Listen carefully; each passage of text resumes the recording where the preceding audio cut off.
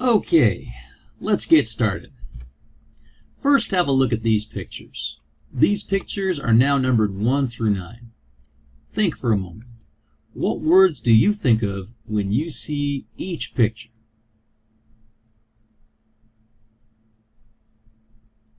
Now look at these words. Which words go with what pictures? Go ahead and match them up.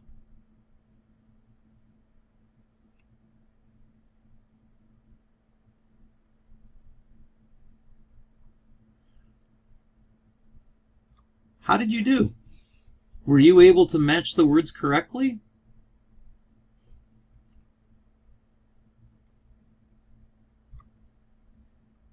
From the last activity, this person is a doctor. Okay? A person a doctor needs to know is who? Well, I think a doctor needs to know many people. For example, a person a doctor needs to know is a lawyer. Yes, I think a doctor needs to know a good lawyer. In case the doctor has any trouble with unhappy patients, the lawyer can be very helpful to the doctor. An accountant? Yes, I think a doctor needs to know an accountant. The doctor collects money from his or her patients. An accountant can help the doctor to record the money that he makes and spends. A person a doctor needs to know is a scientist? Yes, I think a doctor needs to know a good scientist. A scientist can do tests that can give a doctor more information about his or her patients. An architect? I'm not so sure a doctor needs to know an architect. Doctors don't often hire architects to build their offices and clinics. They often rent these places in the U.S. or have a place in a hospital. The real question is, where could a doctor meet all of these people? The answer is in many places, and one of those places could be a business networking meeting. Welcome to online Module 1 of our Business Networking Introduction Curriculum. Hi, my name is Bill. Nice to meet you. In this online module, we will briefly go over the objectives of this online module. We will review the example presentation you heard at the orientation. We will learn the professional introduction standards and find them in the examples, namely that same speech you heard at the orientation. We will do an activity about pronunciation strategies to help you make your presentation meet the standards for this course. And then lastly, we will do an assessment about what we learned in the module, and we will also do a writing activity that you will complete and submit for your next in-class assignment. All right, so that's what we're doing today. So there are 2 objectives for this online module. First, you will be able to identify the parts and needed information of a successful professional introduction. You need to see what every professional introduction should have in it. These parts are also included in your assessment in your course booklet, and this is on the last page or on the back cover. So it's there if you always want to see it. Next, you'll be able to know the strategies to give all the information of a professional introduction in under 30 seconds. I doubt you'll be able to do it in under 30 seconds today, but if you can, great, you're ahead of the course. If you cannot, then don't worry. We will use the class time to help you with this. So, that's done. Let's get into reviewing our sample presentation. So, do you remember this presentation from our first class together? Well, let's listen to it again. And let's think about how long is this presentation. You can time it yourself or just look at the timer on this video to answer that question. Here's the text so you can follow along. And I'll use my phone to time it too. Ready? 3, 2, 1, go. Do you know anyone who has difficulty communicating with you because they are not a native English speaker? Hello, I'm Bill Smith, owner and lead tutor for Smith Tutoring. It's my job to help people communicate in English by reviewing their documents and giving them helpful information.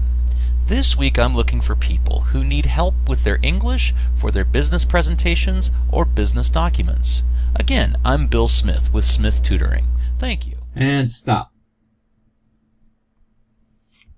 You should notice, if you timed it the same way I did, that the presentation was under 30 seconds.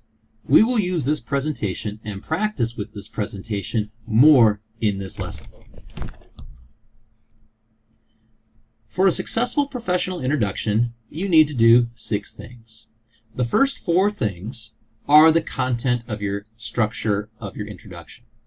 The 5th is your time frame, and the final item relates to minimizing any distractions. Let's have a look. The first item is what we call a hook, and it gets someone's attention. This involves some creativity, so it may be challenging to write at first. The hook must have 2 basic elements. The first is that it must relate to something you do or something your business can do. This is often a problem that your business or your job can solve. You might notice that most introductions of English presentations, whether they're in a book or paper or the news or anything like that, have some sort of a hook, some sort of an attention getter. Its sole purpose is to get people's attention in an appropriate way. I mean, just yelling, "Hey, listen to me!" That's going to get people's attention. But it's not exactly an attention getter that's going to tell someone, "Hey, I want to do business with that person." So that's why you have to be a little careful about this. Second, main information.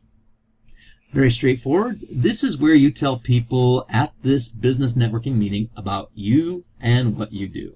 In this part, you must tell people 4 pieces of information. First is your name. Next is your job title. If you're the owner of your company or your clinic, then tell people you're the owner and what you do at your business. Next, you want to tell people the name of your company or business, and then maybe 1 or 2 sentences about what you do and what your company does. You want to share something that is relevant to why you are at this networking meeting. The next item is what I need, or a win statement. This is where you tell the meeting participants what you or your company needs from the members at this meeting. This is the real value of business networking, helping each other. So again, tell the members what you need. They're going to tell you what they need. Maybe you can help each other. Fourth, closing. This is the final item. You just need to say 3 things. Your name, your company, and thank you.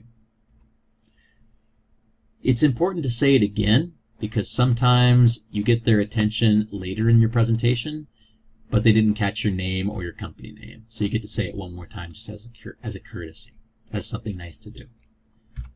Time frame. You have a strict time limit of 30 seconds. It cannot go longer than that. If it goes longer in the real world, somebody will ring a bell, stop you, and they'll move on to the next person. So that 30 seconds is crucial. Lastly, distraction-free. You want to keep your presentation focused on the content and not about any obvious issues. First, everyone makes grammar mistakes. Some mistakes we don't notice, others make communication impossible. Your instructor will give you some guidance based upon your written work. Everyone has different types of mistakes they make in grammar.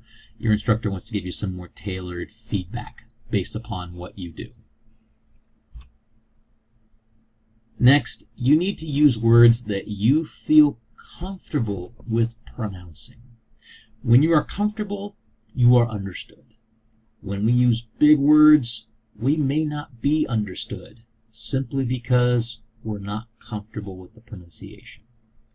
So, to organize this information, you'll need to share your hook, your name, your job, your company name, what you do, what you want, a closing statement, all within a 30-second presentation, a presentation that is less than 30 seconds.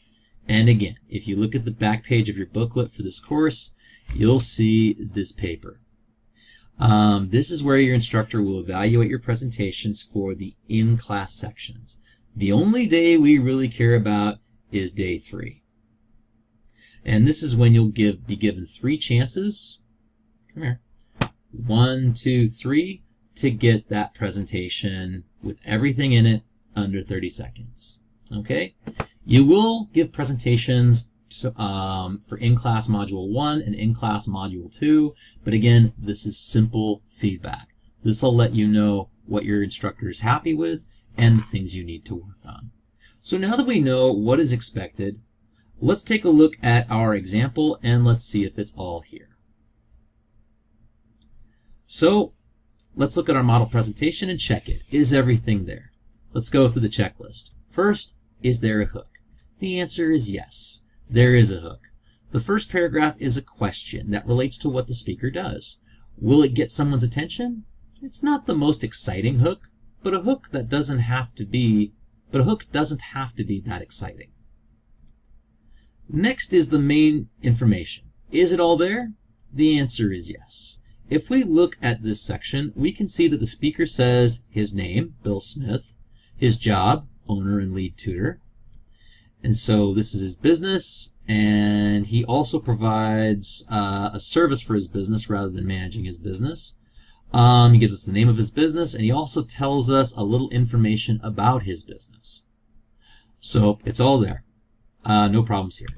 Next is the what I need statement or the when statement. And yes, it is okay. If we look, there is a new sentence, and the key phrase of I'm looking for, or we're looking for, or we're asking for is present, and the speaker is looking for new students or new clients. For the last section, the closing, again, this is okay, because we see here clearly there is the person's name again, there's the person's company again, and there's the thank you. Next, the time. As you observed from the first time we heard this, the time is okay. Lastly, is this presentation free of distractors caused by grammar or pronunciation mistake? The answer is yes. This presentation is distraction free. If you listen, every spoken word clearly sounds like the word in the presentation. And if you played the speech audio to a voice-to-text application, chances are you'd get the text of this speech. Overall, this is why this is a model speech. Through the time and work spent on this course, you'll learn what you need to do to make presentations that meet these 6 points right here. And as you can see, yes, it is distraction free. Now that I get my face out of the way. Sorry. So let's practice pronunciation. Let's take another look at our presentation here and a little activity. Where is it? There we go. There are how many words? Do me a favor, take a moment and count. How many words are in this presentation?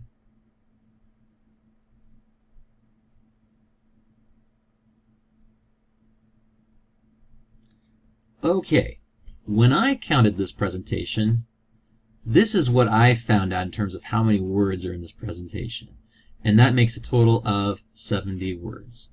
And if you look right here, you can see, do you know anyone who has difficulty? 1, 2, 3, 4, 5, 6, 7. Yep, that's 7 words, all right.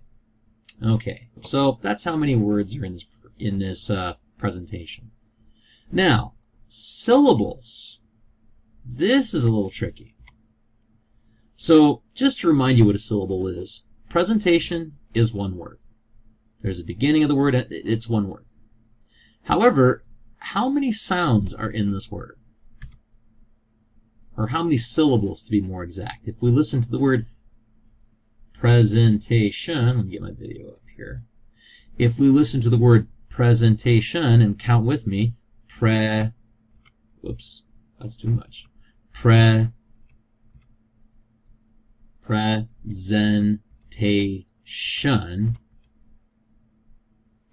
Never comes out right. That's okay. Presentation, there are 4 syllables in the word presentation. So one word, 4 syllables. So let's listen again, and you can try reading along if you'd like, but let's listen and count how many syllables are in this presentation. Here we go. Do you know anyone who has difficulty communicating with you because they are not a native English speaker? Hello, I'm Bill Smith, owner and lead tutor for Smith Tutoring. It's my job to help people communicate in English by reviewing their documents and giving them helpful information. This week I'm looking for people who need help with their English for their business presentations or business documents. Again, I'm Bill Smith with Smith Tutoring. Thank you. Okay. Go ahead and think about it or count it out and how many syllables were in that presentation. Go ahead and stop the video if you'd like to look at it or listen again. Okay. If we look very carefully, this is what I got. There's about a total of 121 syllables in this presentation. So the answer to our second question is there are 121 syllables. This is very important to keep in mind.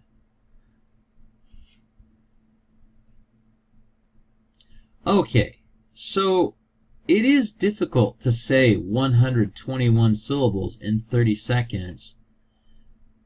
This is something that we need to check, or you need to check for yourself. So what I'd like you to do is go ahead and you can pause the video if you'd like.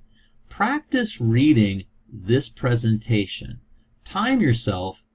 How long does it take you to say the same speech? It took this speaker about 27 or 28 seconds. How long does it take you to say the same speech? Go ahead and pause the video and give it a try.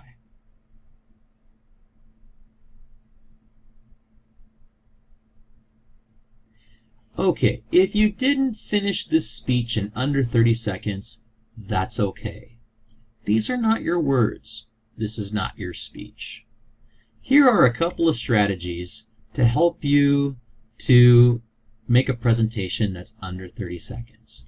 One, speak fast, but be careful with this one because you want to make sure your pronunciation is clear. This is difficult for most English learners. Thus, the second strategy, 2, use fewer words. As you can see, this presentation used 70 words and was 121 syllables. If it is difficult to say 121 syllables in 30 seconds, then either use fewer words or use words that are easy to pronounce and use fewer syllables. Whether you choose to use fewer words or say your words quickly, the ultimate goal is always the same, which is to present the information in under 30 seconds. In a real business networking meeting, they will time these presentations, and when you hit 30 seconds, ding! You'll hear a bell, your time is over, the meeting leader will move on to the next person. So let's review. A successful presentation has a hook, gives some key main information, namely your name, your job, the company name, and a little bit about what you or your company does. What I need, you're here to tell people what you could get from people at this meeting, and close the presentation by saying again your name, your job, and thank you. It needs to be under 30 seconds and be distraction-free.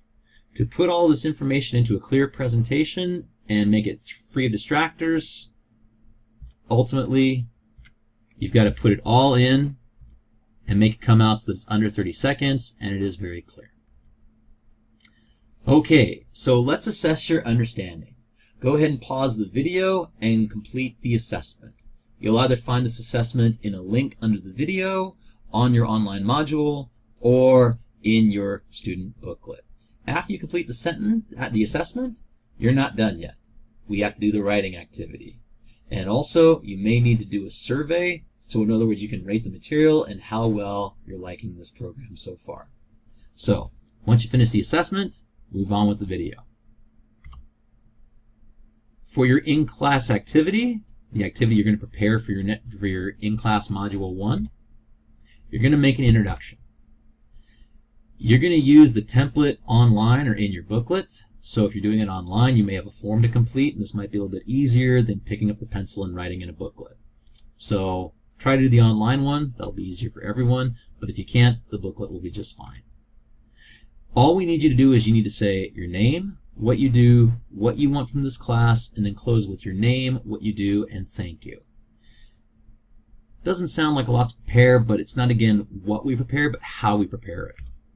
So use the template that you'll find this in your booklet or you'll find this online. So again, hello, my name is, let's say, Jane Study a Lot, and I'm a student at LASC. Right now I'm studying English so I can have nice conversations with English speakers. I work as a city tour guide in my home country and I want visitors to enjoy my city. What I want is to improve my English so I can talk and listen to English speakers easily. Again, my name is Jane Study a Lot at LASC. Thank you. So that is what a sample presentation for your first in class will look like. Please take the time to do this. And again, you want to try to get this under 30 seconds, and we'll be using this guide to assess you. And again, this isn't for a formal mark. This is just to let you know what we like and what we need to improve on. That's it for Online Module 1. Don't forget the assessments and your first introduction. Thank you.